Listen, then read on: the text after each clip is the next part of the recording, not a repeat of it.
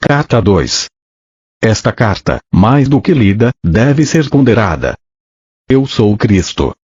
Enquanto atuo desde as mais altas esferas da consciência criativa divina, minha influência envolve o seu mundo. Usando uma metáfora, estou tão distante em consciência do seu mundo quanto o Sol está da Terra. Entretanto, se você me chamar com sinceridade, estarei tão perto quanto for necessário para ajudá-lo. Haverá muitos que não poderão receber estas cartas. Estes ainda não estão prontos para elas. Haverá aqueles que tentarão abafar a sua existência, uma vez que os ensinamentos que contém serão uma ameaça para o seu sustento ou religião. Eles não terão êxito. A oposição apenas reforçará estas cartas. Haverá aqueles que receberão estas cartas com alegria, uma vez que suas almas sabem que mais além das religiões do mundo se encontra a verdade, a realidade da existência. Estes prosperarão e finalmente salvarão o mundo da autodestruição. Agora continuarei minha autobiografia do ponto onde parei em minha última carta. Meu propósito, ao dar a você alguns detalhes biográficos de minha entrada na vida pública como mestre e curador, é evidenciar as atitudes e comportamentos da minha juventude, assim como as circunstâncias em que alcancei o meu próprio estado de humanidade espiritualizada. É importante que você possa visualizar como era a Palestina na época em que estive na Terra e perceber claramente os conflitos internos que meus ensinamentos despertaram nas pessoas doutrinadas na crença judaica e nos ritos tradicionais. Estes conflitos são ponto central que incapacitou os evangelistas de registrar, com precisão, tudo aquilo que tentei ensinar. Nos evangelhos são frequentes as referências às minhas parábolas que descrevem a realidade do reino dos céus ou reino de Deus, seja qual for o termo que os evangelistas tenham utilizado. Porém, em nenhum lugar foi feita uma tentativa para aprofundar o sentido das palavras em si, para explorar as figuras de linguagem, ou para chegar ao significado espiritual do reino de Deus ou do reino dos céus. À medida que eu falar sobre os verdadeiros sermões que dei às pessoas, à luz das minhas experiências no deserto e do seu próprio conhecimento dos fatos científicos, você será capaz de entender pelo menos um pouco daquilo que tentei ensinar naquele tempo. Uma vez que meu sucesso foi muito limitado, é imperativo que outra tentativa seja feita no começo desta nova era, deste milênio, pois é com base no meu elevado conhecimento espiritual, privilegiado e iluminado, que será fundada e se desenvolverá a próxima era. Foi, e ainda é, essencial que um mestre como eu e como outros que existiram, muito sensíveis e totalmente comprometidos mental e emocionalmente com a busca da verdade da existência, venham à Terra cunhar palavras para descrever para a humanidade, aprisionada em palavras, aquilo que reside na dimensão criativa universal em um estado não definido. Se não fosse por tais mestres inspirados, as pessoas na Terra permaneceriam na ignorância a respeito de tudo que há além da Terra, pronto para ser contatado e pessoalmente experimentado e absorvido, para promover a futura evolução espiritual. E ainda mais, se diz que a Bíblia é o livro mais amplamente lido no mundo. Na sua forma presente ela serviu aos seus propósitos. O Novo Testamento, da forma como está, com toda a carga de interpretações errôneas, é um impedimento para a evolução espiritual. Agora é tempo de avançar para uma nova esfera de percepção e compreensão mística. Uma vez que me é impossível descer novamente a um corpo humano para falar ao mundo, além de ter outras dimensões nas quais ensino, treinei uma alma sensível para receber e transcrever. É o melhor que posso fazer para falar pessoalmente com você. Espero que você possa receber e aceitar isso. Tudo aquilo que for errôneo será apagado. Esteja certo disso. Os incidentes e as curas relatados nas páginas que seguem não são importantes. Eles aconteceram, mas são contados apenas para que você possa entender o seu verdadeiro significado espiritual. À medida que for lendo, quero que você relacione as condições de 2000 anos atrás com a sua vida e tempo presentes. Quero que você considere a pessoa de Jesus como o ícone do que finalmente pode vir a ser alcançado por todo ser humano que estiver pronto e disposto a converter-se no membro fundador do reino do céu na terra. Ainda que as pessoas do seu mundo sejam o que você chama de sofisticadas e cheias de importância, com seus modernos conhecimentos e ensinamentos, versados nos costumes contemporâneos e nas novas formas de se relacionarem uns com os outros, as pessoas daquele tempo eram basicamente iguais a você. Elas eram controladas e motivadas inteiramente pelos seus impulsos gêmeos de ligação, rejeição, desejos, repulsões, assim como você. Elas amavam, odiavam, criticavam, condenavam, caluniavam e intrigavam, tinham ambições de chegar ao topo da sociedade, desprezavam aqueles que fracassavam na vida, secretamente eram promíscuas, insultavam aqueles que de alguma forma eram diferentes delas. Para ajudar você a compreender e a entrar plenamente naquele tempo em que estive na Terra, minha consciência desceu até o seu plano de existência terrena para experimentar mais uma vez a pessoa de Jesus, as emoções e os acontecimentos nos quais estive envolvido. Quando saí do deserto e pus o pé na estrada em direção à minha aldeia de Nazaré, ainda estava exultante, exuberantemente feliz com o conhecimento tão gloriosamente revelado a mim no deserto. Fixei completamente meus pensamentos em tudo que havia aprendido e, se meus pensamentos se perdiam nas minhas antigas formas negativas de pensar, rapidamente me voltava para o Pai para receber inspiração e determinação para superá-los. Desta forma, eu voltava constantemente à luz da consciência e do entendimento. Algumas pessoas me olhavam com desconfiança, vendo minha alegria e também minha aparência suja e descuidada. Será que eu estava bêbado? Perguntavam-se. Outros me olhavam com aversão. Ao invés de reagir com raiva, como fazia no passado, eu lembrava que havia sido abençoado com visões e conhecimento que eles não podiam nem imaginar. Abençoei-os, rezei para que sua visão interior se abrisse de maneira semelhante e continuei em paz o caminho até minha casa. Entretanto, alguns aldeões olharam com compaixão para meu lamentável aspecto e correram para suas casas para buscar-me pão e mesmo vinho, para ajudar-me a continuar o caminho. Havia sempre alguém que me oferecia abrigo para a noite. O Pai Vida de fato supriu todas as minhas necessidades e me deu toda a proteção necessária. Durante todo esse tempo, eu não disse nenhuma palavra a respeito das minhas semanas no deserto. Sentia que ainda não era um momento. Por fim cheguei à minha aldeia, Nazaré, e o povo caçoou abertamente de mim, apontando o meu aspecto imundo e minha roupa rasgada. Vagabundo, preguiçoso, sujo foram algumas das palavras mais amáveis que me lançaram. Cheguei à porta de minha mãe com um sentimento de pavor, pois eu sabia que ela ficaria mais chocada do que seus vizinhos ao me ver diante dela. Magro, mostrando os ossos sob a pele, os olhos fundos, as bochechas vazias, a face queimada, os lábios rachados do sol, a barba longa e embaraçada. E a roupa? Ficaria furiosa ao ver minha roupa, sua cor original totalmente irreconhecível pelo pó do deserto e o tecido desfeito e rasgado. Subi os degraus e preparei-me para aguentar a fúria de minha mãe. Quando chamei, minha irmã veio à porta. Olhou-me boquiaberta, assustada e com os olhos arregalados e bateu-me a porta na cara. Ouvi-a correr para os fundos da casa, gritando: "Mãe, venha depressa, há um homem velho e sujo na porta." Escutei minha mãe resmungando irritada para si mesma, enquanto corria para a porta. Abriu-a de repente e ficou paralisada pelo choque. Eu sorri por um momento, ela olhou-me de cima a baixo cada vez mais horrorizada ao dar-se conta de que este homem de terrível aspecto era de fato seu filho rebelde, Jesus. Estendi minha mão para ela, dizendo: "Sei que causo pena a você, mas pode ajudar-me." Imediatamente sua expressão mudou, levando-me para dentro, trancou a porta. "Depressa", disse para minha irmã assustada. "Deixa de escândalo e põe água para ferver. Seu irmão está morto de fome. Não importa em que confusão se meteu, ele é da família. Temos que cuidar dele." Suavemente me ajudou a tirar a roupa, inclinou-me sobre um grande recipiente de água e esfregou-me até ficar limpo.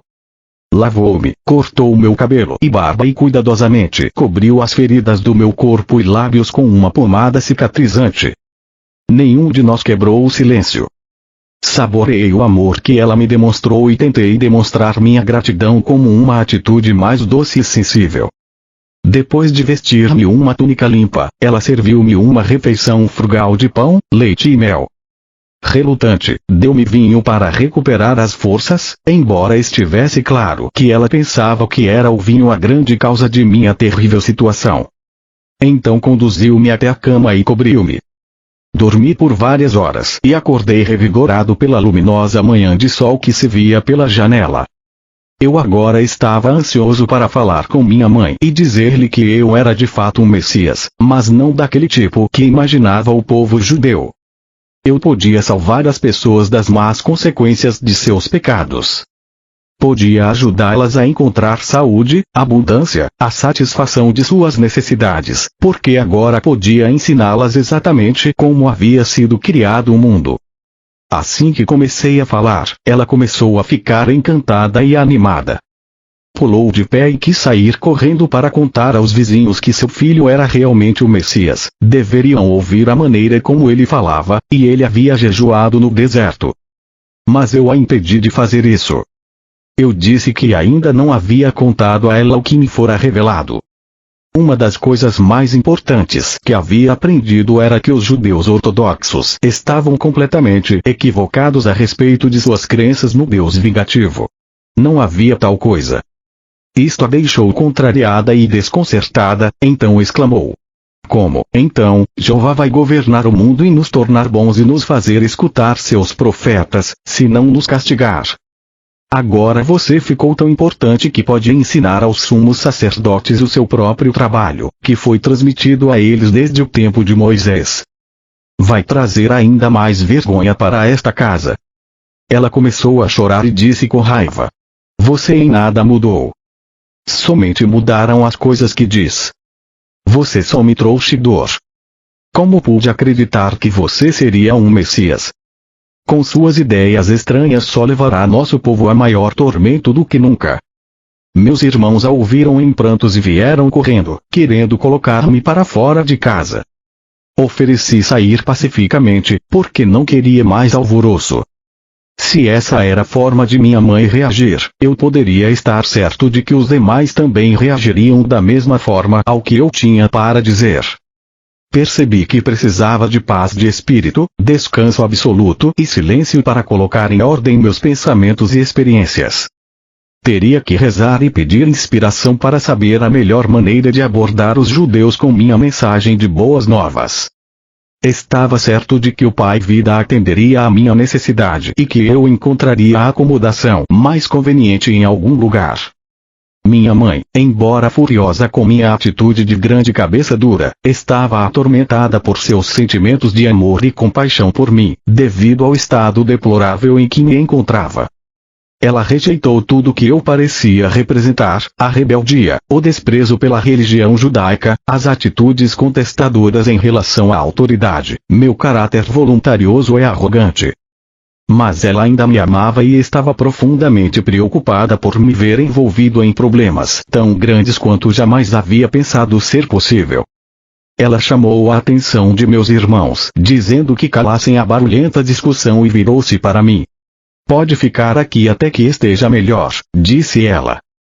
Talvez enquanto estiver por aqui, eu possa trazer bom senso para você. Posso dizer que se sair às ruas falando da forma como o fez comigo, terminará em uma situação ainda pior do que agora. Pessoas boas vão cuspir e jogar seu lixo podre sobre você. Você é uma desgraça para esta família. Apesar de toda a sua raiva, ri e agradeci, beijando-a calorosamente. Fiquei contente, sabendo muito bem que, por trás de toda essa raiva, ela estava profundamente preocupada comigo. Alimentou-me bem e confeccionou-me boas roupas novas. Agradeci por tudo que ela fez para melhorar minha aparência, porque sabia que para mover-me livremente entre os ricos e pobres deveria estar com roupas decentes e adequadas. Às vezes havia escassez de alimentos em casa. Recorrendo ao poder do Pai, eu a reabastecia sem dizer nada. Ela também não disse nada. Eu sabia que ela se perguntava, com tristeza, se além de todos os meus péssimos hábitos eu agora também era ladrão. Então me pegou com um pão recém-saído do forno nas mãos. Ela sabia que eu não havia saído de casa para comprá-lo e também que o forno não havia sido usado naquele dia. Não me disse nada, mas me olhou de forma reflexiva. Eu pude ver então as suas atitudes mudarem. Ela já não estava mais tão certa de si.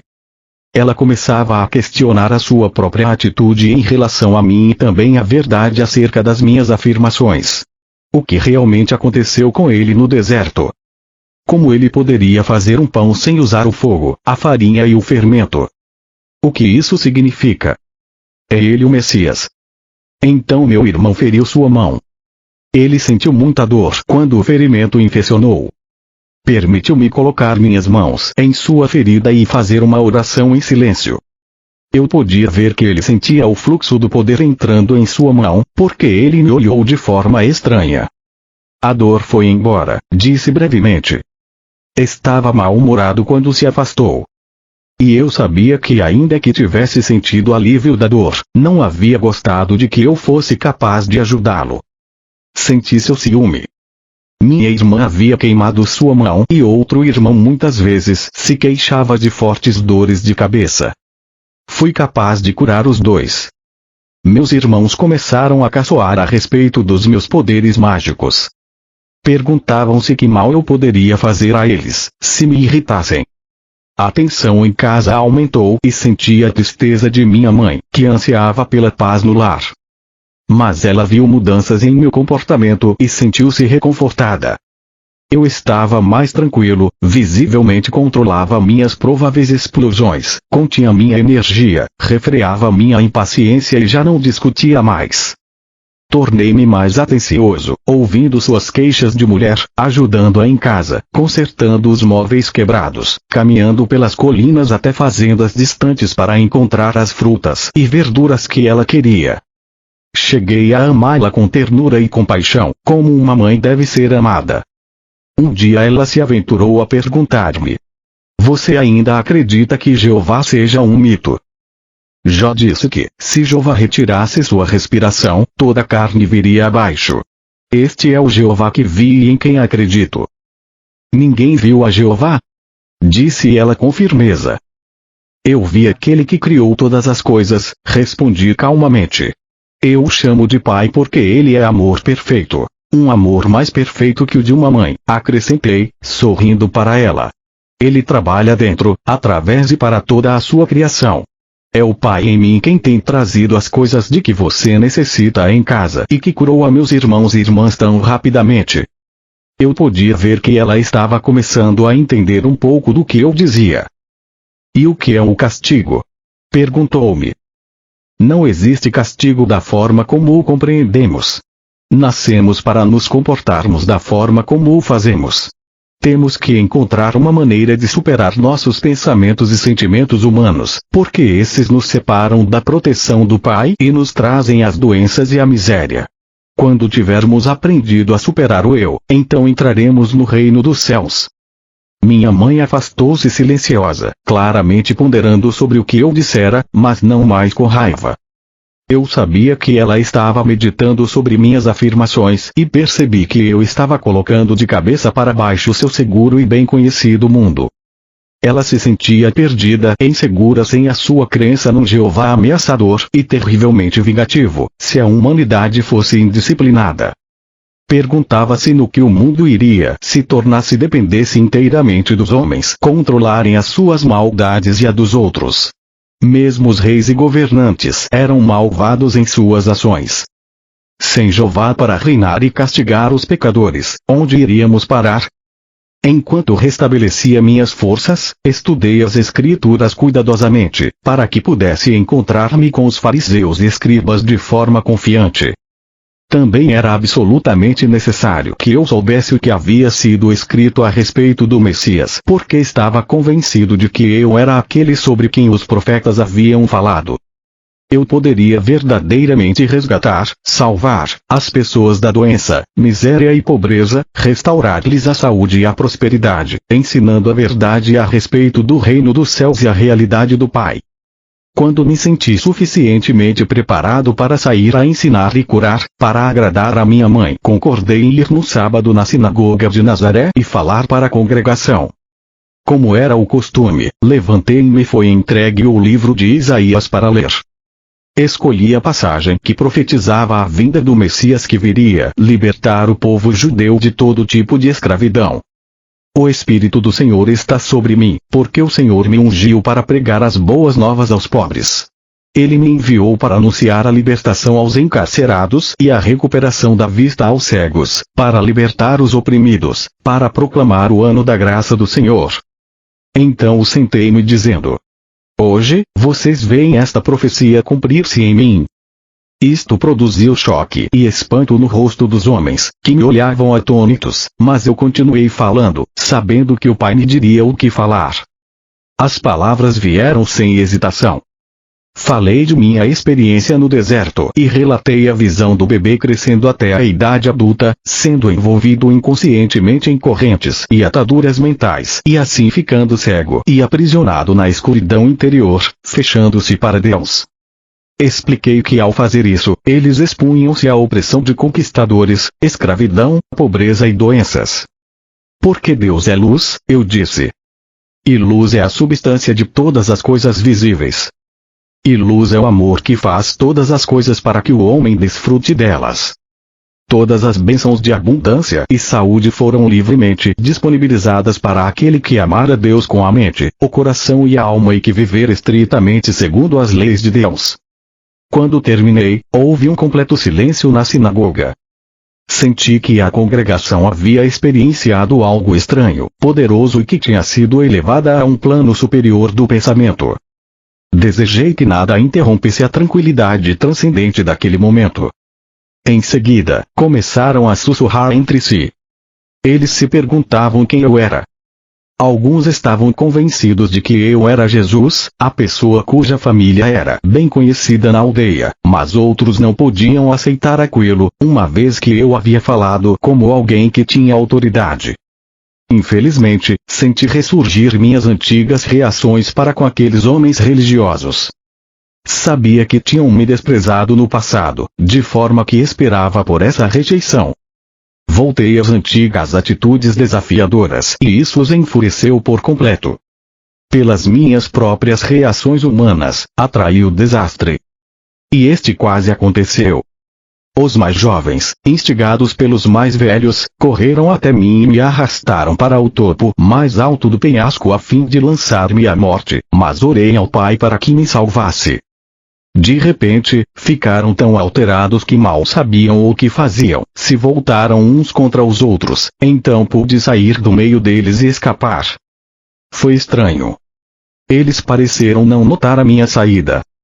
Muito abalado por esta experiência, consegui mandar uma mensagem para minha mãe, dizendo que estava deixando Nazaré imediatamente e indo para Cafarnaum, uma agradável cidade junto ao mar da Galileia. A princípio, pensei em juntar-me a antigos conhecidos, mas senti intuitivamente que isso não seria o correto a fazer. De modo que durante todo o caminho, e ao entrar na cidade, pedi orientação e ajuda ao Pai para encontrar acomodações. Eu não tinha dinheiro e não pediria esmola. Ao caminhar pela rua, uma mulher de meia idade veio em minha direção. Ela carregava pesados cestos e seu rosto estava triste. Parecia ter chorado. No impulso abordei-a perguntando onde poderia encontrar alojamento. Ela disse brevemente que normalmente me ofereceria uma cama, mas que estava com seu filho muito doente em casa. Também disse que tinha ido comprar algumas provisões para alimentar os consoladores que haviam se reunido para chorar a morte iminente de seu filho. Meu coração se afligiu por ela, mas também se alegrou. Prontamente tinha sido dirigido para alguém que eu poderia ajudar. Expressei minha simpatia e ofereci-me para carregar suas cestas até a casa. Ela me olhou por um momento, perguntando-se quem eu poderia ser, mas aparentemente ficou satisfeita com minha aparência e conduta. No caminho, disse-lhe que talvez eu pudesse ajudar seu filho. Você é médico? Perguntou-me. Respondi que não havia recebido formação médica, mas que poderia ajudá-lo. Ao chegar em sua casa, de pedra, grande e bem construída, o que indicava boa situação social e prosperidade, levou-me até seu marido dizendo: "Este homem diz que pode ajudar nosso filho." Melancólico, o homem inclinou a cabeça e não disse nada. A mulher, que se chamava Miriam, afastou-me dizendo que ele estava aflito e muito zangado. "O rapaz é nosso único filho entre muitas filhas e ele culpa Deus pela doença do garoto." Miriam começou a chorar. "Se ele falasse contra Deus, que outros problemas cairão sobre nós?" perguntou-me. "Tranquilize-se", disse-lhe. "Logo verá que seu filho ficará bem novamente." Ela olhou-me com dúvidas, mas levou-me até o quarto onde o rapaz estava. Fazia calor e o ambiente estava sufocante, cheio de gente, bem intencionada e triste, conversando. Pedi à mãe para esvaziar o quarto, mas os visitantes resistiram. Eles queriam ver o que aconteceria e somente saíram do quarto contrariados quando Miriam chamou seu marido para falar com eles. Podia escutá-los discutindo com o pai no quarto ao lado. O que este homem achava que poderia fazer, se o médico já havia declarado ser incapaz de ajudar o rapaz? O pai veio até o quarto para ver por si mesmo. Seu filho estava mortalmente pálido, com muita febre. A mãe explicou que ele não podia engolir a comida e que estava com o intestino solto. Ele havia estado assim por vários dias e tinha perdido muito peso. O médico disse que nada mais poderia ser feito. Ele provavelmente morreria. Coloquei as mãos sobre a cabeça do rapaz e rezei sabendo, e silenciosamente, dando graças com todo o coração, que o Pai Vida fluiria pelas minhas mãos para dentro de seu corpo. Desta forma o trabalho de cura se realizaria. Senti um calor extremo e um formigamento em minhas mãos e o poder vertendo para seu frágil corpo. Fui inundado por uma alegre gratidão. Como era grandioso e maravilhoso o Pai Vida, quando liberado para fazer o seu trabalho natural de cura. Sua mãe e seu pai, olhando ansiosos para ver o que aconteceria a seguir, seguravam a mão um do outro e observavam com muita atenção. Quando eles viram a cor do seu filho mudar, do branco para um rubor mais sadio, exclamaram com espanto e alegria. Depois de algum tempo, o rapaz levantou seu olhar para mim, dizendo claramente: "Agradeço, estou bem melhor agora. Estou faminto e quero algo para comer." Sua mãe riu de felicidade e o abraçou apertado, mas estava um pouco apreensiva. "Não posso dar comida a você, filho meu. O médico ficaria zangado." Ela havia sido avisada para não dar comida a ele, somente água. Eu sorri e disse: "Ele está curado. Pode dar pão e vinho a ele, que não fará mal." Seu pai, Zedequias, estava maravilhado de alegria e gratidão. Depois de abraçar o seu amado filho, voltou-se para mim e apertou minhas mãos calorosamente. Ficou dando tapinhas em meus ombros enquanto balançava sua cabeça, incapaz de falar devido às lágrimas que escorriam por sua face. Quando ele finalmente se recompôs, entrou no salão e falou às pessoas que lá estavam. Meu filho, quase morto, recuperou a plenitude da vida novamente. Suas palavras foram recebidas com gritos de alegria, entusiasmo, incredulidade, questionamentos, risadas e felicitações. A mãe do rapaz ficou parada, com um sorriso estampado na face. Depois disso, não foi mais necessário buscar por acomodações. Quando Zedequias disse aos atônitos consoladores que o garoto estava curado e o próprio jovem apareceu na porta, sorrindo e pedindo novamente por comida, todos os consoladores rodearam-me e convidaram-me às suas casas. No entanto, preferi ficar com o pai do garoto, que agora dizia estar cheio de perguntas a fazer-me. Ele esperava que eu pudesse respondê-las. Depois de colocar o vinho e a comida sobre a mesa, todos foram convidados a comer até saciarem-se. Zedequias sentou-se e formulou sua primeira pergunta. Ele disse: "Você fez algo que nenhum sacerdote ou médico poderia fazer.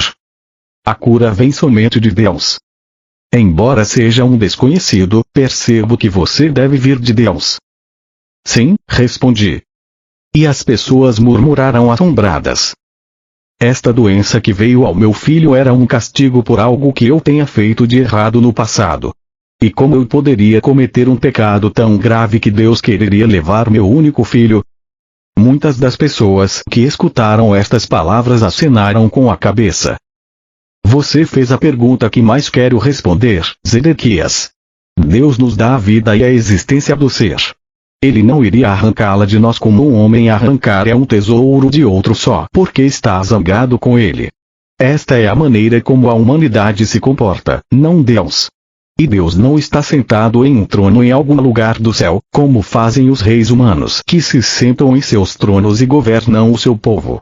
Esta é a maneira humana de proceder, uma crença humana, não a verdade. A maneira de proceder de Deus vai muito além do que a mente humana pode conceber ou sonhar. Somente eu vi aquele que nos trouxe à existência e sei que ele não é o tipo de Deus que os rabinos ensinam. Vi que ele é o perfeito amor, e por esta razão eu prefiro falar do Pai, pois eu vi que ele trabalha dentro de cada ser vivo, mantendo-o num bom estado de saúde, assim como um pai humano trabalha para manter seus filhos bem alimentados, vestidos e protegidos dentro do abrigo de um lar. Eu vi dentro de todas as coisas do mundo. Como pode ser isso? Perguntou um homem duvidando. Não é possível para um ser individual, de qualquer tipo, estar em todos os lugares ao mesmo tempo. Mas o ar está em todo lugar ainda que não se possa ver. No entanto, sabemos, sem dúvida alguma, que ele é muito real e muito importante para a nossa existência. Se o ar não existisse e não pudéssemos respirá-lo, morreríamos. Não podemos ver o movimento do ar que chamamos de vento, mas vemos que ele agita as folhas e conduz as nuvens no céu. Por isso sabemos que o ar está acima de nós, ao nosso redor e que é forte. E agora pergunto, qual é a parte mais real e mais valiosa do homem, seu corpo ou sua mente? Alguns respondiam que era o seu corpo, caso contrário não teriam lugar na terra, não poderiam trabalhar, não poderiam ser vistos, não seriam conhecidos. Outros diziam que sua mente era mais importante do que seu corpo. Ao que eu respondi: a mente é a parte mais importante do homem, uma vez que sem sua mente ele não teria o comando do seu corpo. Ele não poderia comer, beber, dormir, mover-se, planejar, não poderia viver. Contudo, não podemos ver a mente. Simplesmente sabemos que temos uma mente por causa dos pensamentos que ela produz e porque os pensamentos elaboram algum tipo de ação em nossas vidas. Acreditamos que a mente funciona por meio do cérebro. Sim, é assim que funciona. Senão como poderia o cérebro, que nasceu da carne, produzir pensamentos, sentimentos, ideias e planos? Agora deve estar ficando claro para vocês que é assim que o Pai está presente em todas as coisas. Ele é a mente que dirige a mente humana, fazendo seu grande trabalho dentro de cada ser vivo. Sabemos que é assim, porque vemos as maravilhas da sua obra. Vemos o crescimento das crianças, vemos o alimento que comem ser milagrosamente convertido em outra substância que os nutre e os faz crescer. Como isso acontece não sabemos, nem sequer podemos imaginar. Mesmo que soubêssemos, ainda assim continuaríamos sem saber o que acionou tão importante processo de vida dentro dos corpos vivos de cada espécie. Vejam de que forma tão maravilhosa os corpos de cada espécie são formados e criados propositalmente, de forma expressa para transformar o tipo de alimento que se come em energia para nutrir ossos, sangue e carne. Agora que nos mostrou todas estas coisas, podemos ver que elas são realmente maravilhosas. Exclamou um jovem. Elas são. Vemos os jovens corpos passando por suas várias etapas de desenvolvimento e vemos suas mentes acompanhando seu desenvolvimento físico até que começam a desejar encontrar um cônjuge para se tornarem pais. Logo, o grande trabalho da concepção é realizado e o crescimento da semente dentro do útero continua até que a criança chegue a seu desenvolvimento pleno. Pensem. Quem determina este constante crescimento tão ordenado dentro da mulher? De onde vêm os planos que regem o correto desenvolvimento da cabeça, do corpo e dos membros, os quais são invariáveis de uma mulher para outra e de uma espécie para outra? Quem decide o momento exato em que um nascimento terá início, o meio físico pelo qual a criança deve ser trazida à luz, a provisão do leite para a criança? Pensem. É a mãe. Não, não é a mãe. Ela é apenas a testemunha de tudo o que ocorre dentro dela desde o momento em que seu marido tenha estado com ela e plantado a sua semente para se juntar à dela. Deus faz todas estas coisas de longe. Estes pensamentos chegam a cada homem e mulher para decidir quando estas coisas devem acontecer. Não, todo este trabalho é realizado pelo poder criativo da mente, a vida inteligente e amorosa dentro de todos os seres vivos. Vemos o amor dos pais por seus filhos, sejam eles pássaros, animais ou homens. De onde vem este amor? Ele provém do poder criativo da mente, o perfeito amor, do Pai que está em nós. É por causa do trabalho que o Pai faz com as plantas, árvores, pássaros, animais e com o próprio homem que hoje estamos aqui, vivos, respirando, comendo, dormindo, tendo filhos, envelhecendo e então morrendo para passar para um lugar mais feliz. Tudo isso é a obra do Pai que está ativa dentro de nós. Como podem negar a verdade de tudo o que disse a vocês nesta noite? Hoje, viram um jovem agonizante que foi trazido de volta à plenitude da vida em pouco tempo. Fui eu quem o curou. Não. Por mim mesmo não posso fazer nada. Foi a vida, que é o Pai ativo dentro de todas as coisas, que veio com toda a força para reparar um corpo doente e trazê-lo novamente de volta à plena saúde, porque acreditei que assim seria e não duvidei. Houve suspiros de satisfação na sala. Nova luz, novo interesse, inclusive podia ver-se uma nova doçura em seus rostos. Por que então o homem sofre tão dolorosamente? Perguntou Miriam. Porque quando o homem é concebido, quando a vida toma forma dentro da semente, ela se reveste da condição humana que o separa de qualquer outro indivíduo no mundo. Para fazê-lo único, uma figura isolada, não unida a nenhum outro, solitário, privado, sua própria pessoa, ele torna-se sujeito é controlado por dois impulsos poderosamente fortes em sua natureza terrena, o de ligar-se a todas as coisas que deseja muito e o de rejeitar e afastar tudo aquilo que não quer. Estes dois impulsos básicos do homem estão presentes em cada coisa que ele faz ao longo da vida e são inteiramente responsáveis pelos problemas que atrai para si. Embora o Pai esteja ativo no interior do homem, não há nada de humano nele. Portanto, o Pai nada retém, nada rejeita, nada condena, nem mesmo vê a transgressão. Tudo aquilo que o homem faz e que chama de pecado é apenas deste mundo e só existe punição neste mundo, porque é uma lei da existência terrena. Como você sabe, que tudo o que você semear, mais tarde colherá. Pelo fato de extrair sua vida e sua mente do Pai, o próprio homem é o criador dos seus pensamentos, palavras e ações. Seja o que for que ele pensa, diz, faz e acredita, retorna a ele da mesma forma, algum tempo depois. Não existe castigo que venha do Pai, quaisquer que sejam os males que assolarem a humanidade, estes são completo resultado de suas próprias decisões. As pessoas murmuravam que este era um ensinamento totalmente novo e que fazia mais sentido do que tudo que havia sido ensinado a eles antes. Várias vozes me incitavam a contar mais. Eu digo a vocês, em mim vocês viram a vida ativa sob a forma de cura. Sigam-me e ouvirão sobre o caminho que devem percorrer para encontrar a felicidade. Em minhas palavras encontrarão a verdade da existência, nunca antes revelada por nenhum outro homem. Tem-se dito sobre o Messias que ele revelará os segredos que têm estado ocultos desde o começo da criação. Em verdade, digo que ouvirão estes segredos de mim.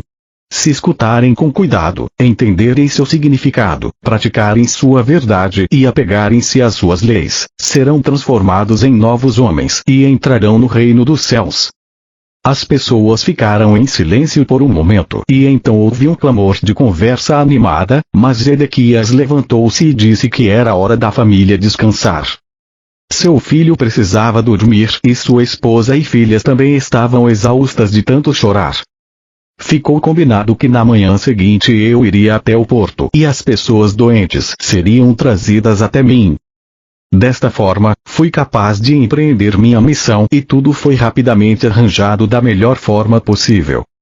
Parecia que se eu não efetuasse as curas, não haveria interesse nem aceitação de tudo o que eu havia dito. As curas demonstravam a verdade de tudo o que eu havia ensinado e meus ensinamentos explicariam as razões pelas quais eu era capaz de trazer do Pai, para eles, a cura. Quando acordei na manhã seguinte, sentia felicidade viva em mim, com a expectativa das coisas maravilhosas que estavam por vir. Depois de tomar o desjejum, saí com Zedequias para o porto da cidade, com meu coração iluminado de amor por todos os que passavam por mim. Eu os cumprimentava calorosamente, dizendo a eles que tinha boas novas para todos aqueles que quisessem escutá-las. Quando chegamos ao dique, encontrei homens, mulheres e crianças sentados no chão, esperando por minha chegada. Alguns estenderam suas mãos, implorando. Pareciam muito mal. Outros haviam sido mutilados e muitos outros estavam cobertos de feridas.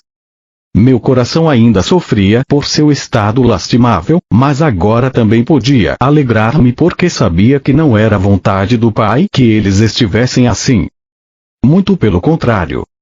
O próprio Pai era toda a cura, toda a saúde e todo o bem-estar. Eu tinha provado isso na noite anterior e na minha casa.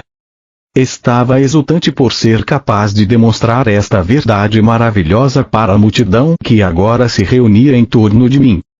O rosto velho e triste chamou minha atenção, uma mulher magra, enrugada e curvada. Fui até ela e me ajoelhei ao seu lado, pondo minhas mãos sobre sua cabeça.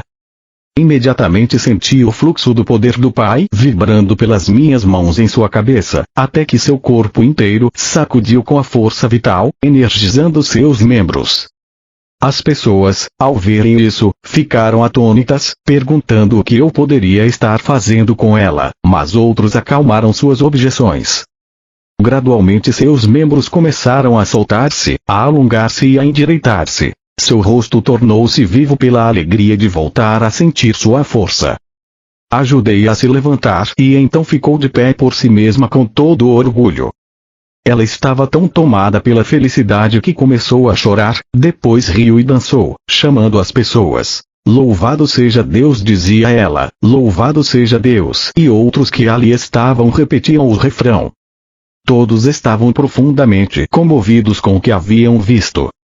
A aglomeração de pessoas apertando-se contra mim foi tão grande que Zedequias ofereceu-se para controlá-la. De forma organizada e ajudado por outros dos espectadores ansiosos, dirigiu ordenadamente os doentes para mim, para que eu pudesse atendê-los, segundo suas necessidades mais profundas.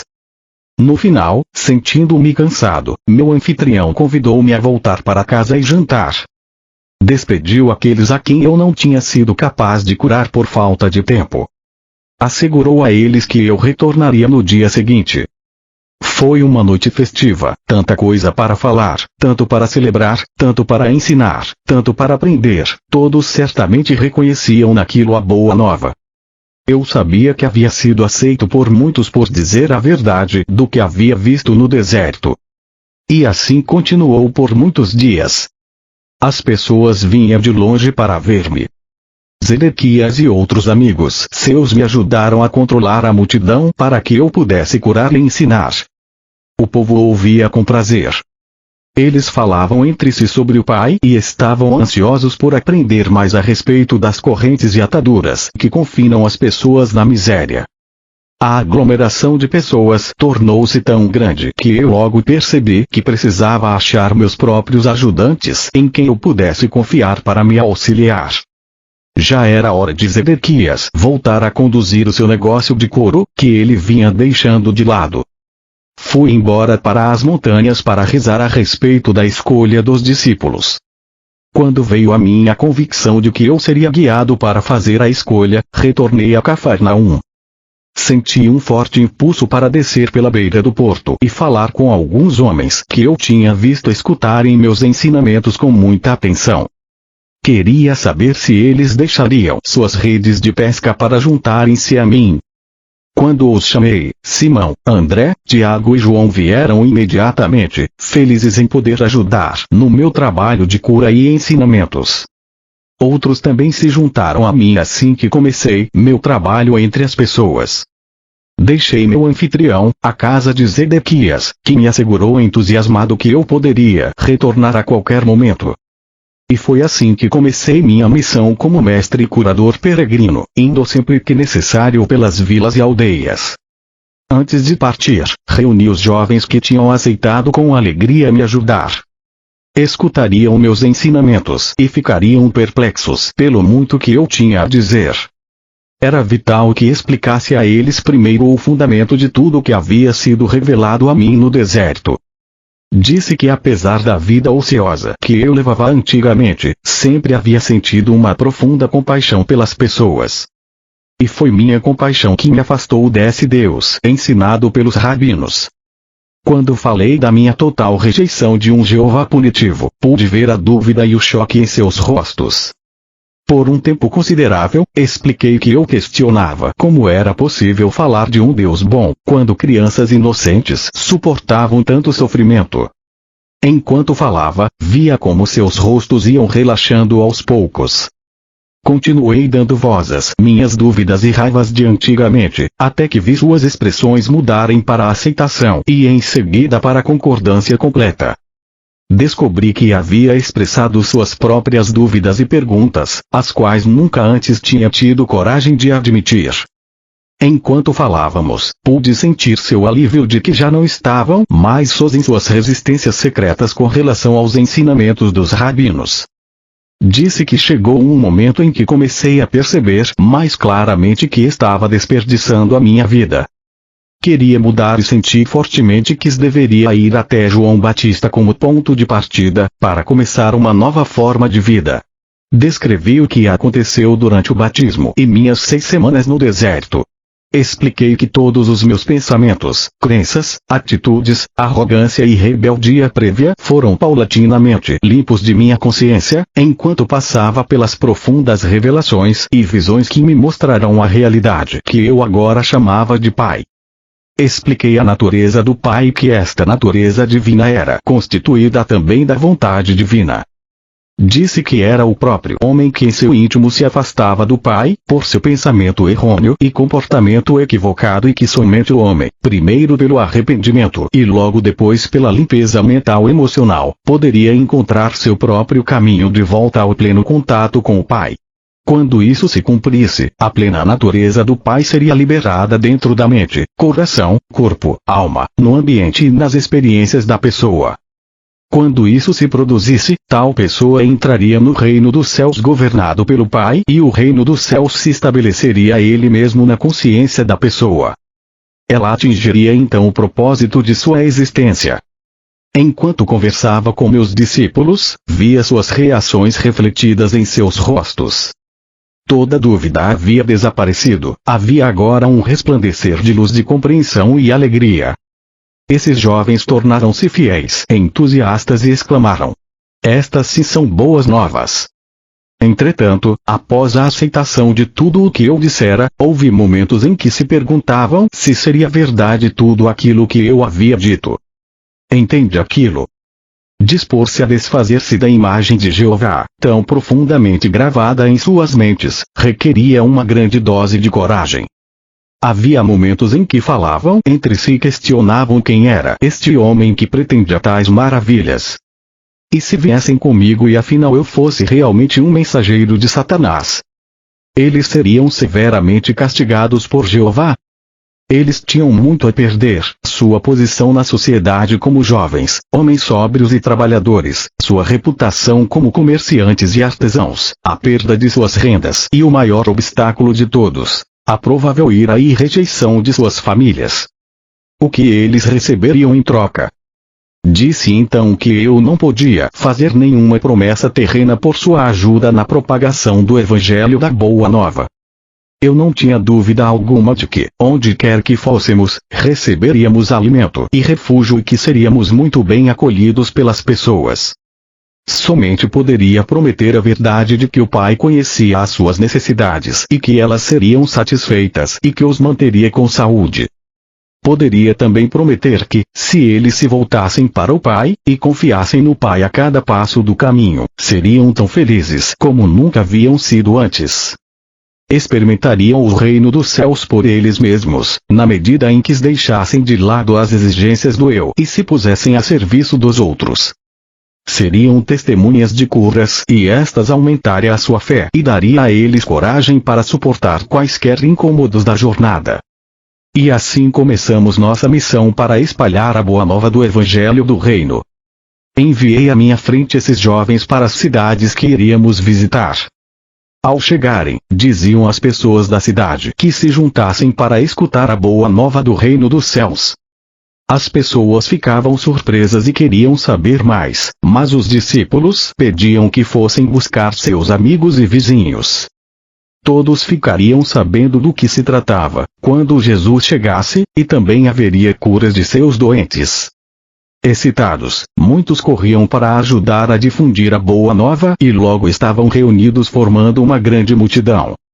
Eu, que havia me rebelado apaixonadamente contra as pregações religiosas que ameaçavam os pecadores com violência, castigos e condenações, agora caminhava com alegria para ir ao encontro destas multidões. Eu tinha a minha boa nova para compartilhar com eles e iluminar o seu dia, além de curar suas doenças e aflições, para encher de alegria suas vidas. Antes eu circulava entre as pessoas egoisticamente e com as mãos vazias, aceitando a sua boa vontade, e às vezes generosidade, com pouca gratidão. Agora eu vinha com uma abundância de possibilidades vivificantes para todos aqueles que estavam dispostos a ouvir minhas palavras e tomar medidas para melhorar a sua qualidade de vida. Quero que você, que está lendo estas páginas, compreenda plenamente minha posição naquele tempo, meu estado de consciência depois de minha iluminação no deserto e a pessoa que eu apresentava aos meus conterrâneos como Jesus. Foram feitas tantas conjecturas a meu respeito que devo contar a verdade a vocês. Nasci para ter um bom físico quando amadurecesse, fortes traços aquilinos, uma inteligência notável e uma facilidade para a mímica e o riso. Mas como muitos de vocês hoje, não cuidei dos meus talentos terrenos. Na hora de ir para o deserto, meu rosto e minhas maneiras eram o que se poderia descrever como abaixo do que deveriam ser. Embora eu tivesse começado a examinar-me e a rebelar-me contra o que havia me tornado, meu intelecto tinha sofrido pelo mau uso que eu fizera dele, constantemente me envolvendo em discussões e discordâncias sobre religião e cedendo a discursos irreverentes. Eu fazia as pessoas rir. Eu era amado pelos homens e mulheres com quem me misturava, mas eles certamente não me respeitavam. Por isso o espanto daqueles que me conheciam quando falei na sinagoga em Nazaré. Enquanto minha mãe cuidou de minha saúde, eu fiz poderoso uso do conhecimento e da iluminação que me foram dados no deserto. Isso me fez voltar a ser o homem que estava destinado a ser. Quando comecei minha missão, estava inteiramente consciente de que eu era o único com o supremo conhecimento dos segredos da criação e da existência em si. Portanto, podia dizer com perfeita confiança: ninguém além de mim viu o Pai. Eu sabia que tudo em que os homens sinceramente acreditavam era falso, irreal. Sabia que eu havia sido especialmente moldado e projetado pelo Pai para esta missão. Eu havia sido abençoado abundantemente com a energia física, a vitalidade para falar e a capacidade de conceber parábolas significativas para transmitir a mensagem com sucesso e de uma forma que nunca seria esquecida. Além disso, eu compreendia os meus companheiros muito bem, devido à longa associação que tinha com eles. Conhecia suas esperanças mais profundas, seus medos mais desesperados, sabia o que os fazia rir e o que os induzia a zombar e a escarnecer dos ricos e pretensiosos. Sabia também a que ponto os velhos e jovens sofriam silenciosa e corajosamente. Experimentava profunda compaixão pela população que vivia com medo, suportando o chicote verbal dos fariseus e se inclinando diante das leis fiscais dos romanos. Sabia como seu orgulhoso espírito judeu havia sido ferido pelos gentios conquistadores, a quem foram obrigados a honrar com cumprimentos verbais, de mão e de joelho, mas a quem desprezavam por trás das portas fechadas. Conhecia e compreendia completamente a vida e o pensamento do povo. Eu já havia pensado seus pensamentos, sentido seus ressentimentos, sofrido suas ansiedades em tempos de privações e me sentido impotente nas garras do governo romano. E agora sabia que nada desse sofrimento era realmente necessário. Conhecendo, como eu conhecia, a realidade da existência, a realidade do Deus universal, eu podia claramente perceber a insensatez das autoridades judias, que impunham sobre a população uma penosa forma de vida que era completamente errônea e em total contradição com a verdade do ser. Esta situação me causava profunda irritação. Em consequência, sabia que havia sido perfeitamente moldado e afinado para tornar-me instrumento purificado da ação divina na Palestina, dirigido por minha paixão pela verdade e compaixão pelo próximo. Por isso eu me chamei Filho do Homem, porque sabia exatamente o que a humanidade enfrentava em sua vida cotidiana. Além disso, eu tinha plena confiança de que poderia alcançar meu objetivo de levar a verdade às pessoas e assim ser instrumento de mudança na qualidade de suas vidas.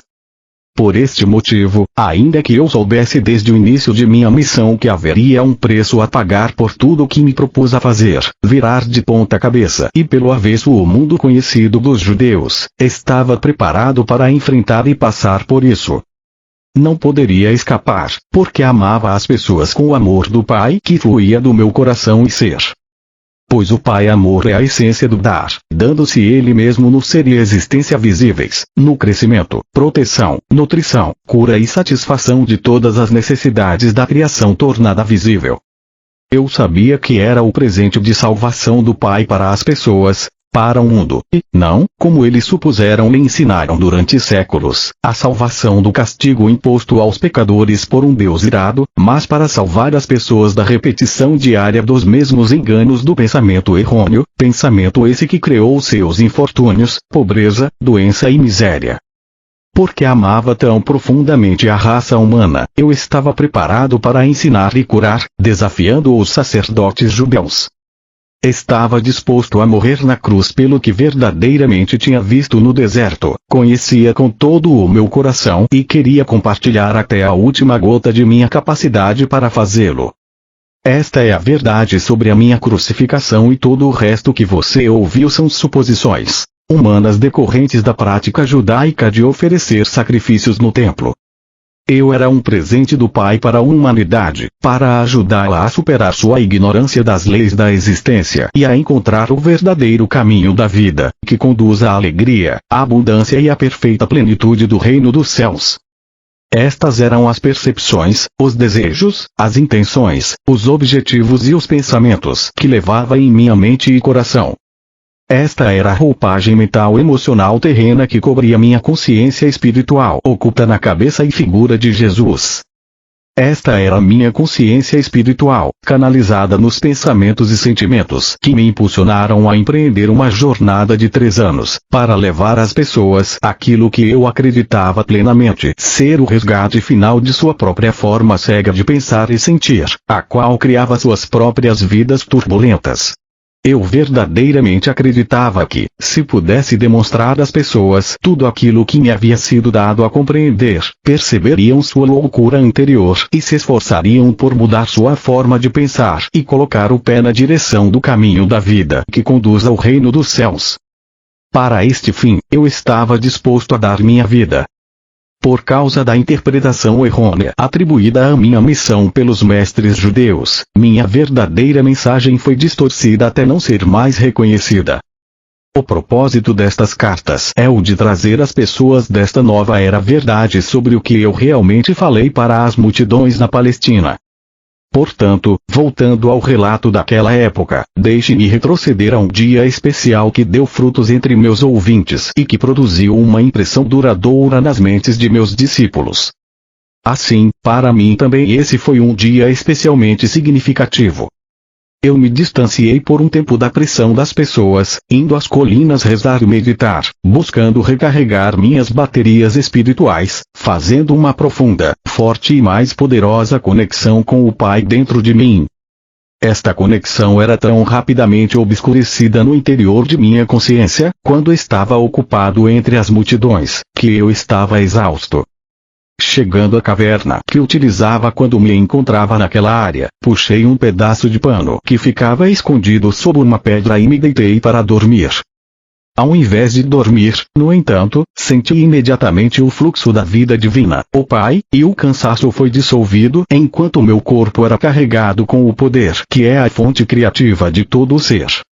Fui elevado em consciência no interior de uma luz dourada e, enquanto viajava para o alto dessa luz, ela subitamente mudou para o mais puro branco e eu soube que, em consciência, estava nos portais do equilíbrio, que é o eterno, o universal, a dimensão infinita que está além de toda a concepção da mente humana. Observei a luz, mas eu não fazia parte dela, nem ela estava poderosamente dentro de mim, uma vez que esta era a dimensão Deus do vazio, dando forma do equilíbrio universal. Mas ela se comunicava comigo e infundia-me com seu brilhante amor. Isso mais uma vez gravou em mim que ela era o processo criativo, aperfeiçoador, curador amor que governa toda a existência. Sabia que onde quer que houvesse necessidade, haveria satisfação, como o constante fluir das águas que enchem um lago.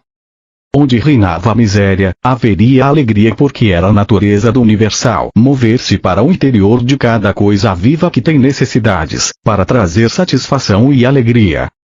Eu sabia que, onde não houvesse crescimento, surgiriam as circunstâncias para promover o crescimento. Eu sabia que, onde houvesse um sentimento de fracasso, desafios seriam providenciados para estimular as pessoas ao sucesso e à autoconfiança. Eu vi que este trabalho amoroso constantemente iniciado pelo Pai na vida das pessoas sobrecarregadas pode não ser reconhecido como um presente de amor pelas pessoas que o recebem. Elas podem estar tão afundadas em sua apatia, sentimentos de fracasso e na crença de que nada de bom lhes acontece, que não conseguem ver outra coisa em suas vidas além de suas próprias crenças e sentimentos. Consequentemente, ficam enraizadas no inferno criado por elas, para elas mesmas. Não havia necessidade de sentir pena de ninguém. A única necessidade era ter um coração compassivo e a determinação de levar-lhe a verdade para curar sua ignorância.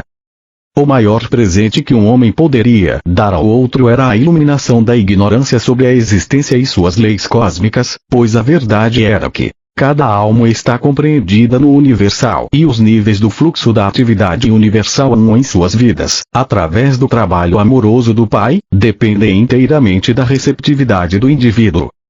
Compreendi que o que as pessoas precisavam ouvir urgentemente era o que eu acabara de aprender. Elas precisavam ver e compreender plenamente a intenção, o propósito e o potencial do amor, que era a mesma substância do seu ser. Por causa de sua descrença, elas poderiam rejeitar o trabalho amoroso do Pai como se fossem desafios dolorosos e então se renderiam ao fracasso para sempre. Eu vi então, com mais clareza ainda, que havia sido enviado para despertar as pessoas para todas as possibilidades de autodesenvolvimento, de prosperidade e realização da alegria e da felicidade, mas dependeria delas que acordassem e aproveitassem aquilo que era oferecido. Lembro que esta elevação durou a noite inteira e na manhã seguinte acordei sentindo-me mais vivo do que nunca. Minha mensagem tinha sido esclarecida.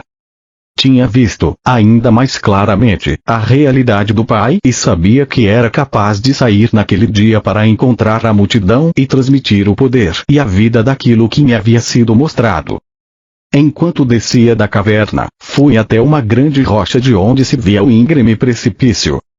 Quando me sentei, olhei abaixo a cidade que visitaríamos naquele dia. Podia sentir aquele processo de aperfeiçoamento, aquele impulso que tudo criava, o Pai, surgindo em mim e ansiava por compartilhar aquilo com os demais, antes que os problemas da vida diária o encobrissem, e isso perdesse o poder e a força motriz no interior de minha consciência humana. Meus discípulos se juntaram a mim um pouco depois. Ao chegarmos à cidade, eles orientaram as multidões para que se dirigissem para um terreno inclinado além das casas. Em pé, sobre uma grande rocha no meio deles, comecei a falar. Descobri que a paixão, a alegria, o desejo, a veemência e a convicção vertiam espontaneamente nas palavras que pronunciava. Vocês estão extremamente cansados e pressionados. Suas tarefas se tornam mais pesadas à medida que envelhecem, o estômago fica vazio com frequência, suas roupas estão poídas, as pessoas irritam vocês e sentem que não há fim para os problemas e aflição de espírito. Mas esta não é a verdade referente às suas existências. Suas vidas foram destinadas a ser muito diferentes. Se pudessem ver além dos seus sentimentos, se pudessem elevar suas mentes para fazer contato com o Pai dentro de vocês, poderiam ver e saber qual deveria ser o estado de suas existências. Perceberiam que foram criados para desfrutar da abundância, da proteção, da boa saúde e da felicidade. Mas como vocês vivem cotidianamente suas vidas com medo do bem e do mal, acreditam e esperam estas coisas mais do que acreditam que o Pai é vida e amor abundante em vocês, que provê todas as coisas necessárias para a saúde e o bem-estar, são justamente as experiências que mais temem aquilo que atraem para suas vidas e seus corpos. São as suas crenças a respeito do bem e do mal que obscurecem, turvam, tudo que o Pai tem reservado para vocês, se acreditarem no Pai Amor. Vocês julgam o seu hoje e esperam do seu amanhã o mesmo que experimentaram no passado. Em consequência, seus males de ontem são continuamente repetidos no futuro. Vocês estão escravizados por suas memórias e crenças inabaláveis de que o que aconteceu no passado deve voltar a acontecer para oprimi-los e feri-los. Não precisam curar seus corpos ou tentar melhorar suas vidas, precisam curar suas crenças. Já disse a vocês que não existe nada sólido sob o sol. Se pudessem curar suas crenças e alinhá-las com a verdadeira intenção do Pai para com vocês, as crenças errôneas que governam seus corpos e vidas se dissolveriam como névoa ao sol. Cada circunstância de suas vidas se voltaria imediatamente para a intenção divina que está por trás de toda a criação. Vocês comprovariam que para cada dificuldade, para qualquer necessidade de qualquer tipo, há sempre um meio para pôr fim às dificuldades, há sempre alguma coisa na cesta para atender às suas necessidades. O que acreditam que acontece quando os doentes vêm a mim e ponho minhas mãos sobre eles? Estou pensando em doença. Estou querendo saber se a pessoa será curada. Tenho medo de que o Pai esteja dormindo ou tão distante que não possa ouvir-me. Não. Se meus pensamentos fossem incrédulos como estes, não haveria cura. Quando a pessoa se aproxima de mim pedindo que a cure, imediatamente me alegro porque sei que o poder que é o Pai está em mim, preparado e aguardando para curar no momento que eu assim pedir. Eu agradeço porque sei que a vontade do Pai é a saúde e não a doença. Portanto, rezo para que a vontade do Pai seja feita no doente.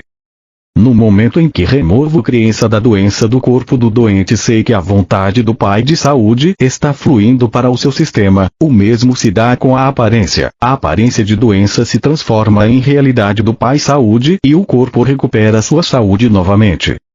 A doença nada mais é do que uma baixa na vitalidade, uma redução da vida, na parte afetada. Restaure o Pai vida na verdadeira intenção e no plano do seu sistema e o sistema inteiro funcionará como deveria.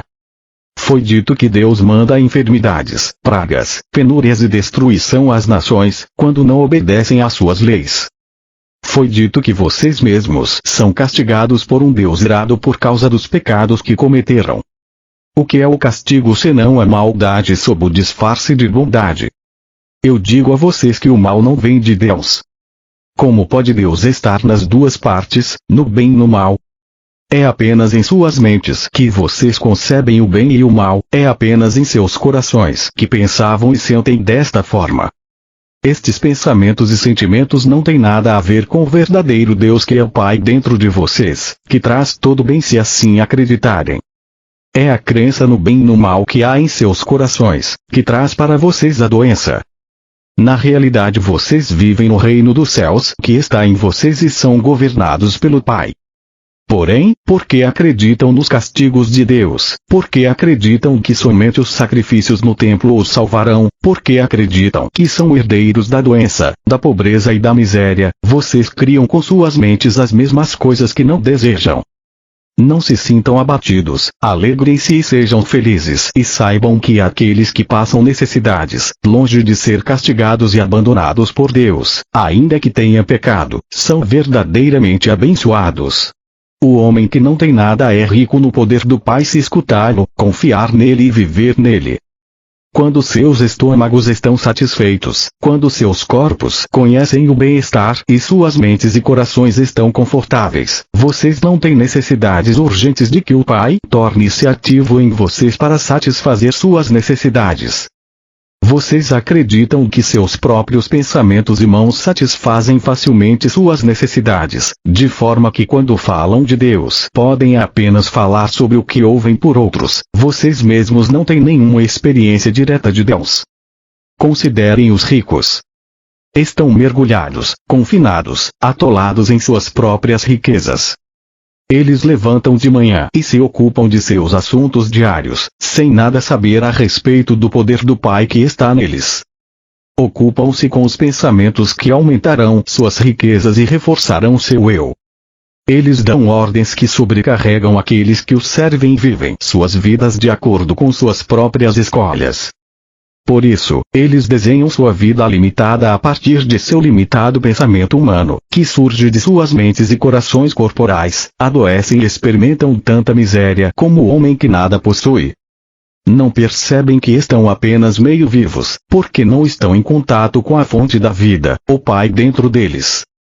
Tampouco eles veem que muitas das coisas boas que surgem em suas vidas não são de sua própria invenção, mas sim do trabalho amoroso do Pai escondido neles. Os líderes religiosos estão à vontade em suas próprias e confortáveis posições de autoridade. Eles não têm necessidade de nada além de suas próprias satisfações físicas. Porque não têm nenhum conhecimento pessoal de Deus, eles precisam ler em seus livros sagrados as palavras que os homens santos disseram há milhares de anos e contar às pessoas o que eles pensam que estas palavras significam. Mas tudo o que dizem é tirado de suas próprias mentes pequenas que estão aprisionadas no conforto de suas vidas, afundadas na expectativa do que irão comer e beber e qual vestimenta irão usar para impressionar as pessoas. Nada sabem sobre a inspiração que deu origem às palavras pronunciadas pelos profetas há tantos séculos. Nem mesmo sabem se estas são as palavras que realmente vocês precisam ouvir neste momento, já que os tempos são outros. Acreditem em mim, os homens ricos e os líderes religiosos são fortes nas coisas da terra e não querem desfazer tudo o que eles consideram seguro e eterno em suas tradições e práticas. Qualquer desvio estremeceria as estruturas de suas crenças e, portanto, de suas vidas. Então eles constroem defesas mentais contra o fluxo do poder do Pai. Eles também adoecem e, à sua própria maneira, conhecem a miséria como aqueles que não têm nenhum conforto terreno. Não existe diferença entre aqueles que pouco têm e aqueles que tudo têm na vida. Tanto os ricos quanto os pobres adoecem da mesma forma, fazem inimigos e se encontram sozinhos. Mas é enorme o potencial para que vocês ganhem mais do que os ricos e religiosos podem esperar ganhar em saúde, felicidade, companheirismo e realização no modo de vida que escolherem.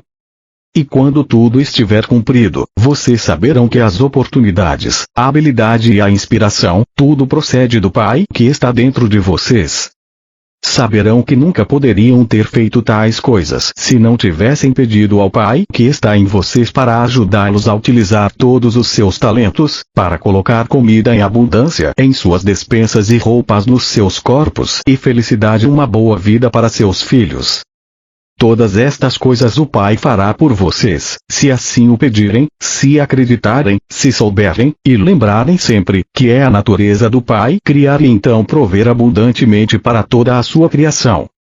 Assim como vocês não iriam deliberadamente privar seus filhos das coisas que eles precisam, assim o Pai nunca os privará propositadamente de tudo aquilo que necessitam para uma vida feliz. Se vocês são pobres é porque ainda não compreenderam a natureza do Pai, nem tampouco entenderam que devem trabalhar com o Pai para cobrir suas próprias necessidades. Devem aproveitar imediatamente as oportunidades divinas que lhes são apresentadas para ajudá-los a avançar. Se eu pudesse mostrar e fazê-los ver e acreditar que, quando se lamentam, sua tristeza é conhecida do Pai. Se voltassem para o Pai e observassem o trabalho que o Pai Amor está fazendo para vocês, com o tempo sua tristeza se converteria em alegria e encontrariam um consolo além de qualquer coisa que imaginassem possível. Vocês são abençoados se estão famintos e com sede, porque o Pai conhece suas necessidades. Em breve estas necessidades seriam saciadas se parassem de se lamuriar e começassem a rezar para o Pai pedindo, acreditando que iriam receber. Como podem acreditar que para comer e estar bem vestido é preciso primeiro ir ao templo e oferecer um sacrifício queimando as próprias criaturas vivas do Pai, para que elas paguem por seus pecados? Não conseguem ver que os seres vivos que vocês queimam foram criados para desfrutar da vida, tanto quanto vocês. Eles foram criados para ser uma bênção e ser abençoados na terra, assim como vocês, pois esta é a natureza do Pai Amor que se revela em sua criação. Se lembrarem que aquilo em que realmente se acredita é aquilo que se recebe, não percebem que esta crença judaica de sacrifício de seres vivos no templo vai trazer apenas miséria. Acreditem em castigo e castigo é o que receberão. Acreditem na morte e destruição como sendo o caminho certo para chegar a Deus, e isso é o que experimentarão: matança e destruição. Se estão com fome e com sede, é porque estão se afastando do Pai que habita em vocês. Ao se entregarem aos temíveis pensamentos, anseios e sentimentos de desesperança, vocês estão criando as mesmas condições que desejam corrigir. Estão fazendo todas estas coisas ruins contra si mesmos.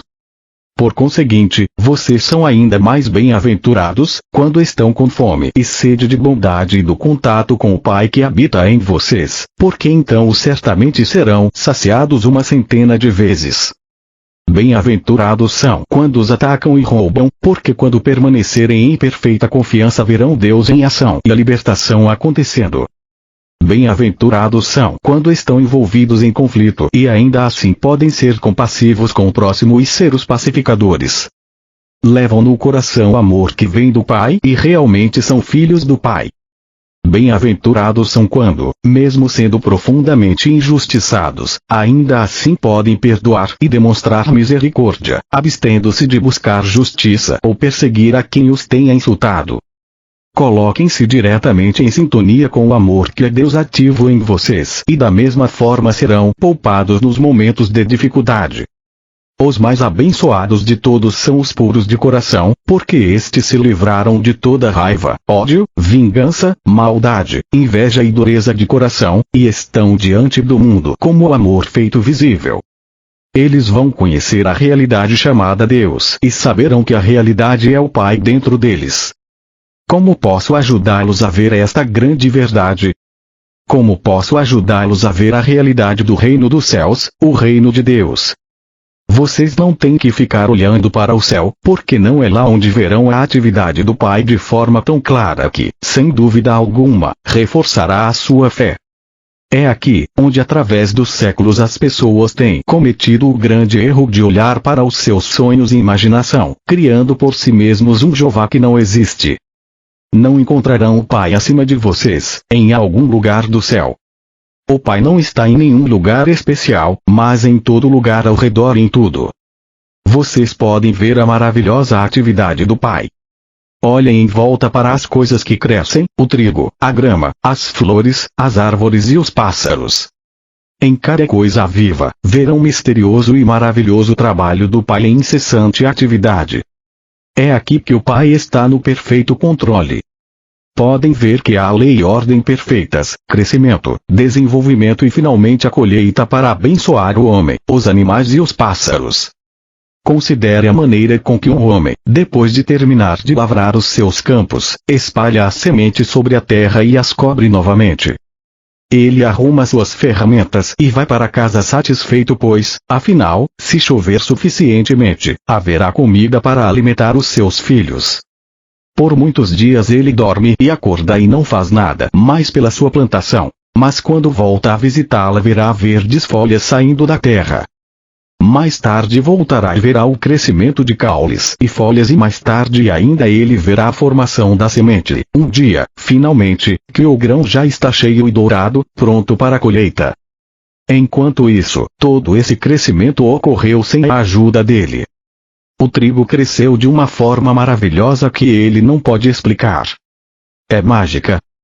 Não, é o trabalho do Pai, o poder, a inteligência amorosa por todo o universo, que inspira o trabalho e respira por meio dele.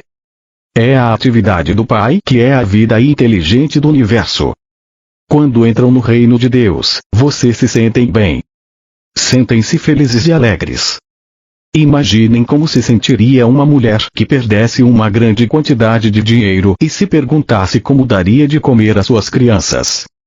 A mulher está chorando e varrendo a casa e é tão minuciosa que não fica uma partícula de poeira, então, escondida em um canto escuro, ela encontra uma valorizada peça de prata e imediatamente suas lágrimas secam. Ela começa a sorrir e se sente tão viva e alegre que sai correndo de casa para convidar os vizinhos a celebrar com uma festa. Ela pensava que havia perdido tudo e agora estava rica novamente. Assim é quando encontram o reino dos céus, o reino de Deus. Ao invés de lágrimas e temores, fome e doença, encontram a paz, a alegria, a abundância e a saúde do reino de Deus. Nunca voltarão a experimentar qualquer tipo de necessidade novamente.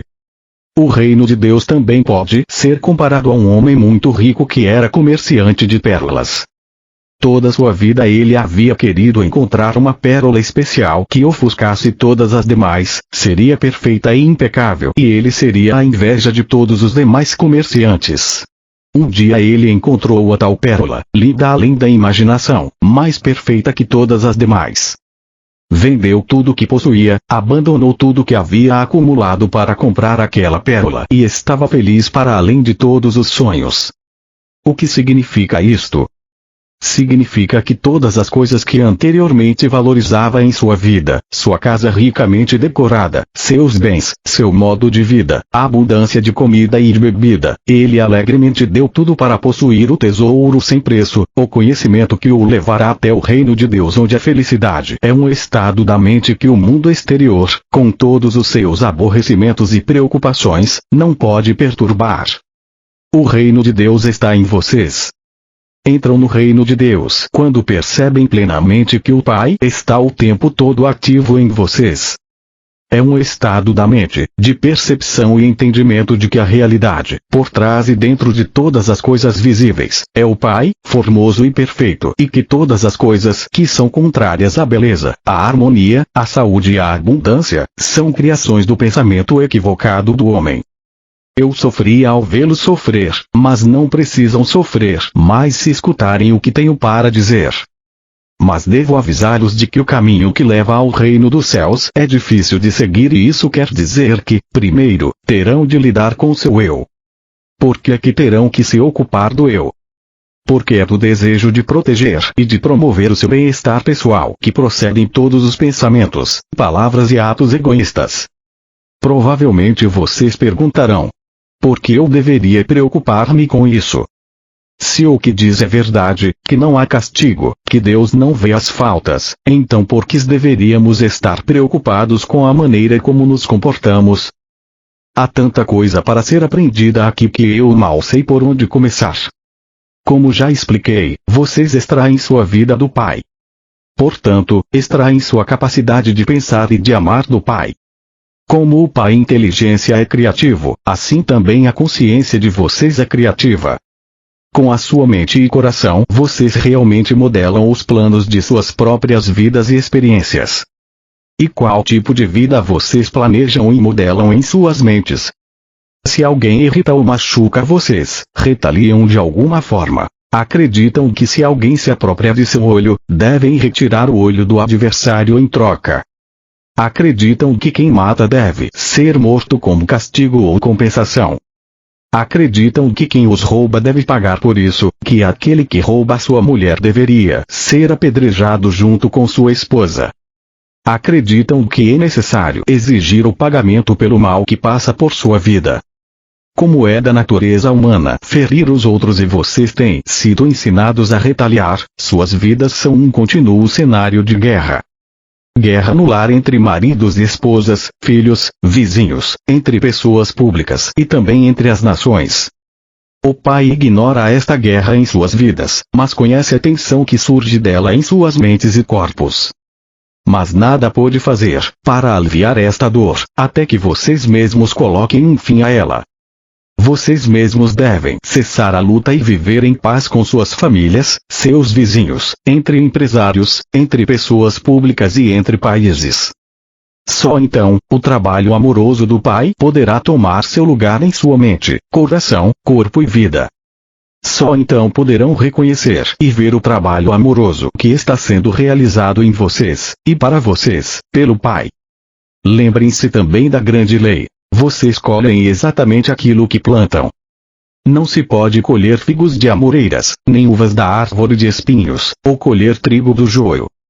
Pensem nisso e compreendam esta parábola, porque isso é muito importante para vocês, não somente nos dias de hoje, mas também em todos os seus dias e anos que virão, mesmo na eternidade. Assim, se querem mudar suas vidas, mudem seus pensamentos, mudem suas palavras decorrentes desses pensamentos, mudem suas ações decorrentes desses pensamentos. Aquilo que está em suas mentes criará todas as suas experiências, suas doenças, pobreza, infelicidade e desespero. Um homem gritou para mim: diga-nos, mestre, como podemos permanecer em paz com nossos vizinhos quando eles mesmos não vivem em paz conosco? Sorri para ele e disse: quando seu vizinho chega até você e diz que ele tem que viajar a alguma distância e não quer ir sozinho e pede para você ir com ele, o que você faz? O homem riu. Se meu vizinho quisesse me levar para longe do que eu estivesse fazendo, eu não ficaria satisfeito. Eu diria a ele para encontrar outra pessoa para ir com ele porque eu estava ocupado. E como se sentiria o seu vizinho? Perguntei. O homem encolheu os ombros. Eu não sei.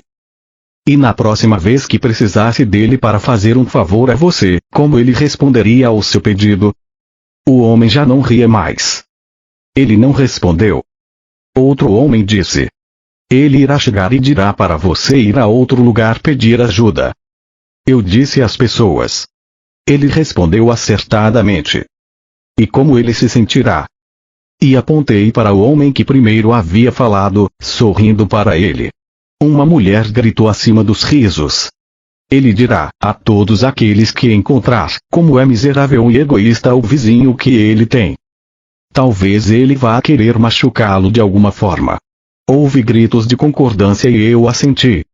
Sim, ele vai ter esquecido que uma vez foi pedir ao seu vizinho para caminhar com ele por 1 ou 2 milhas e este se recusou.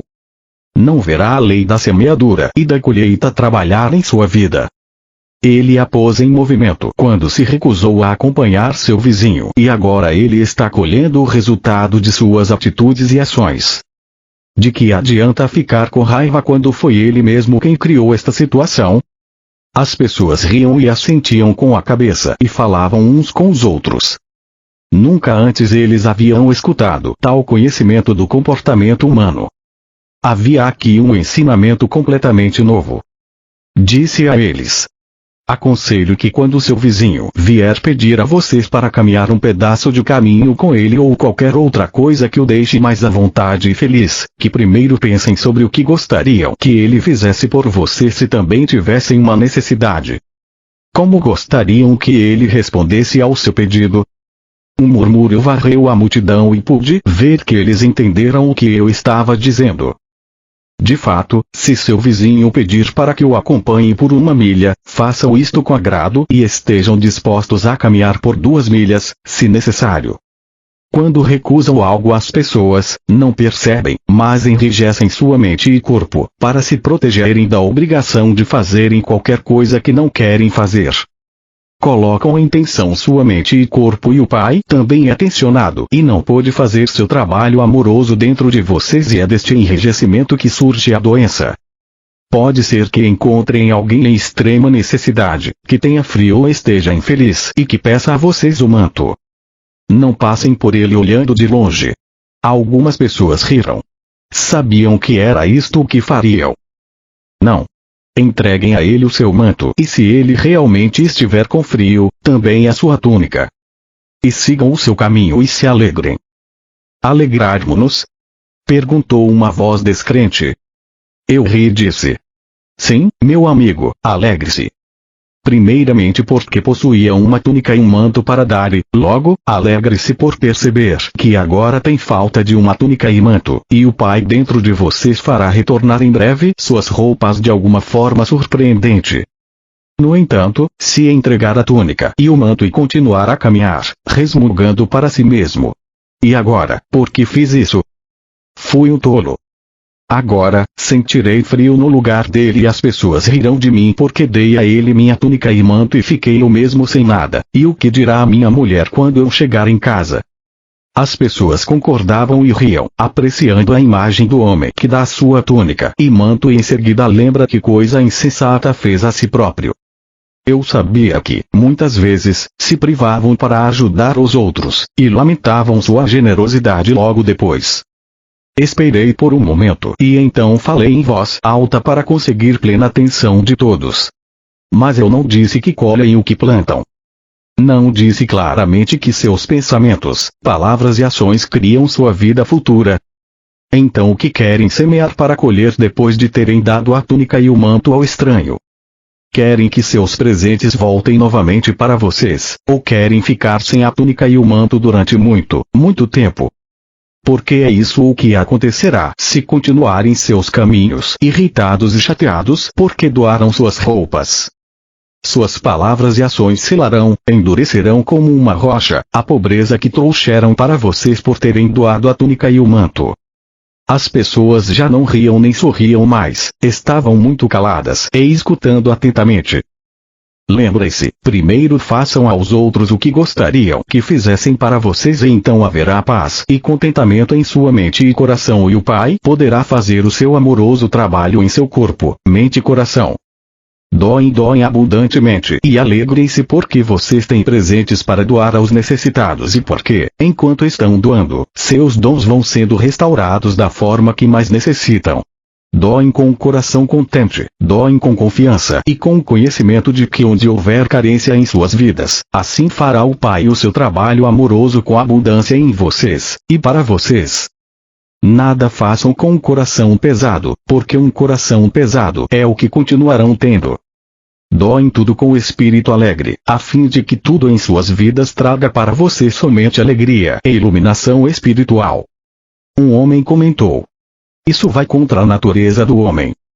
É natural preocupar-se com o futuro. A roupa é cara, a comida é difícil de encontrar. A vida é uma luta constante. Respondi em voz alta porque ele estava apenas dizendo que eu sabia que a maioria dos meus ouvintes estava pensando. Mas você não sabe com certeza se amanhã estará lutando para viver. Não sabe se amanhã terá um trabalho esplêndido ou qualquer outra coisa maravilhosa que possa vir para você. Não sabe isso, mas o que está tornando certo para você mesmo é que não haverá um trabalho maravilhoso ou qualquer outra excelente oportunidade em sua vida, porque você está criando as circunstâncias do seu amanhã. Ele irritou-se. Eu estou. Como estou fazendo isso? Não acabei de explicar? Virei-me para o povo rindo. Digam-me, como foi que este homem de túnica vermelha, aqui na frente, criou seus amanhãs? Houve silêncio na multidão, então um jovem rapaz, Marcos, gritou para mim. Eu sei. Ele disse que deveria lutar para comprar comida e roupa. Você tem nos dito que aquilo que pensamos e falamos, nós receberemos. Exatamente, eu disse. Você é um menino muito inteligente. Você compreendeu. Cuidem para não criar para vocês mesmos as coisas que não desejam. E eu ficarei contente que você seja meu discípulo quando for mais velho, se seus pais assim o permitirem. Algumas pessoas riram, mas outras não. Eu via que elas não acreditavam em nenhuma palavra do que eu dizia. Nunca entrarão no reino dos céus estando angustiados. Se hoje seu dia foi difícil, por que se lamentar por isso? Vocês se sentirão melhor se reclamarem a respeito. suas lágrimas farão seu dia mais feliz. E se vocês se angustiam pelo seu amanhã, estão carregando-o de penúrias e fadigas antes mesmo que ele chegue, por que fazê-lo então? Que bem isto fará para você? Quando é que a ansiedade realizou alguma coisa para você? Como se você pudesse se tornar um homem mais alto ficando angustiado por ser muito baixo. Não se fixem naquilo que não possuem. Permaneçam nas coisas que podem ser suas se voltarem para o Pai que está em vocês, se pedirem com perfeita fé, acreditando que receberão, e eu digo sem medo de contradição, que receberão. Mas devem pedir adequadamente, acreditando. Nada receberão se ao pedir questionarem se o pedido teria sido ouvido ou se o Pai estaria com vontade de dar aquilo que desejam. Esta é a forma humana de dar, mas não é a forma do Pai que dá abundantemente e responde às suas necessidades. O Pai sempre derrama suas bênçãos sobre vocês, a dádiva do alimento abundante, do vestuário, da habitação, dos amigos, sempre que estejam com a mente e o coração limpos e contanto que confiem continuamente no Pai como seu apoio de todos os momentos. Se rezam e não recebem, não pensem, nem por um instante sequer, que não existe Pai, ou que o Pai não os escuta. Ao invés disso devem perguntar-se o que existe em vocês que está impedindo que a obra amorosa do Pai seja feita em vocês e para vocês. Se vão ao altar para rezar ou fazer uma oferta e no caminho se lembram de ter brigado com alguém, retornem e vão até esta pessoa e façam as pazes com ela. Então, quando abordarem o Pai em oração, estarão com a mente pura e limpa e serão ouvidos pelo Pai e o Pai poderá responder dando aquilo que precisam, na paz e quietude do seu ser. Se ainda não acreditam que o Pai cuida de sua criação, olhem ao seu redor para as radiantes flores nos campos. Como são lindas! Considerem o pensamento brilhante de quem desenhou sua forma, sua beleza. Onde vocês encontrariam as cores que veem em suas pétalas?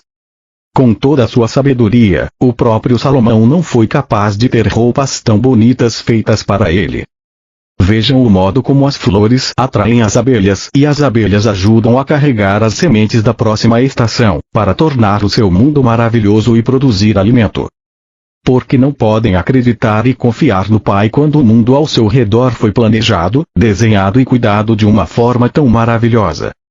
Mas lembrem-se, estas plantas e árvores, ao contrário da humanidade, não podem queixar-se de sua sorte, nem se sentirem famintas ou despidas e assim não anulam o trabalho que o Pai realiza nelas. São vocês, com suas contínuas queixas e palavras a respeito do que falta a vocês, sua agressão contra os demais, a sua insistência em querer retaliar, suas críticas e calúnias, que produzem em consequência a sua carência, e suas enfermidades, de forma consistente, dia após dia. Eu disse estas coisas para preparar aqueles de vocês que estão doentes, para curá-los. Não podem ficar curados a não ser que acreditem, com todo o coração, que a cura acontecerá. Lembrem-se de que a doença corporal surge da doença da mente, tal como o mau humor, o rancor, a raiva e o ódio.